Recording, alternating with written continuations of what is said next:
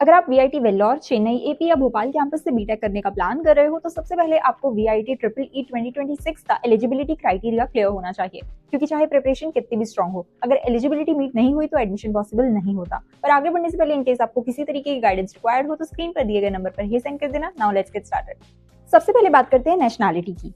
VIT triple E के लिए Indian residents, non resident Indians, OCI और पीआईओ होल्डर्स एलिजिबल होते हैं। लेकिन जो कैंडिडेट्स एनआरआई कैटेगरी से अप्लाई करना चाहते हैं उन्हें एप्लीकेशन फॉर्म भरते time specifically NRI category select करनी होगी। अब एज लिमिट की बात करें तो वीआईटी ट्रिपल ई 2026 के लिए कैंडिडेट्स की डेट ऑफ बर्थ 1 जुलाई 2004 या उसके बाद की होनी चाहिए। यहाँ एक और इम्पोर्टेंट बात याद रखिए, एडमिशन के टाइम वही डेट ऑफ बर्थ वैलिड मानी जाती है जो आपके 10th क्लास की मार्कशीट या हाई स्कूल सर्टिफिकेट में मेंशन होती है। अब आते हैं क्वालिफाइंग एग्जामिनेशन पर। कैंडिडेट्स ने 10+2 या इक्विवेलेंट एग्जाम कंप्लीट किया हो या 2026 में अपीयर कर रहे हो। सीबीएसई, किसी भी state board, recognised board, intermediate या 2 ईयर प्री यूनिवर्सिटी एग्जाम सब वैलिड हैं।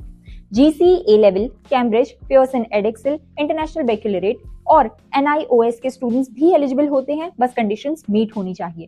और जो स्टूडेंट्स इंडिया के बाहर से 12th कर चुके हैं उन्हें अपनी मार्क्स को परसेंटेज में कन्वर्ट करके इक्विवेलेंट सर्टिफिकेट सबमिट करना होता है। एक इंपॉर्टेंट रूल यहाँ बिल्कुल मिस मत करना, अगर आपने सेम एकेडमिक ईयर में मल्टीपल बोर्ड्स के एग्जाम दिए हैं तो आप वीआईटी ट्रिपल ई के लिए एलिजिबल नहीं हो। अब सबसे important part, minimum marks requirement.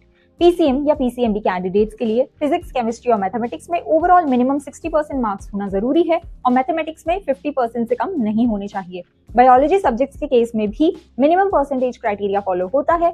SC, ST और जेएनके लद्दाख और नॉर्थ ईस्टर्न स्टेट्स के स्टूडेंट्स के लिए थोड़ा रिलैक्सेशन होता है, उन्हें क्वालिफाइंग एग्जाम में 50% मार्क्स चाहिए, लेकिन काउंसलिंग के टाइम प्रॉपर सर्टिफिकेट सबमिट करना मैंडेटरी होता है। अब बात करते हैं ब्रांच और कैंपस एलिजिबिलिटी की।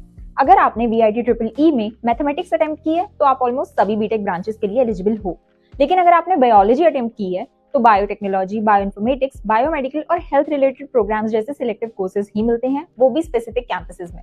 लास्ट में स्टेट ऑफ एलिजिबिलिटी, ये आपके नेटिव स्टेट पर डिपेंड नहीं करता बल्कि उस स्टेट पर करता है जहां से आपने पहली बार 12th क्लियर की हो। इंप्रूवमेंट एग्जाम किसी और स्टेट से देने पर भी पहला स्टेट ही कंसिडर होता है, इसीलिए अप्लाई करने से पहले एलिजिबिलिटी एक बार नहीं 2 बार चेक करें, क्योंकि एलिजिबिलिटी क्लियर होगी तभी वीआईटी ट्रिपल ई एडमिशन के डोर ओपन होंगे। तो ये था complete guide on VIT triple E eligibility criteria. अगर आपको अभी भी कोई डाउट है तो स्क्रीन पर दिए गए नंबर पर ही सेंड कर देना and we'll guide you for free.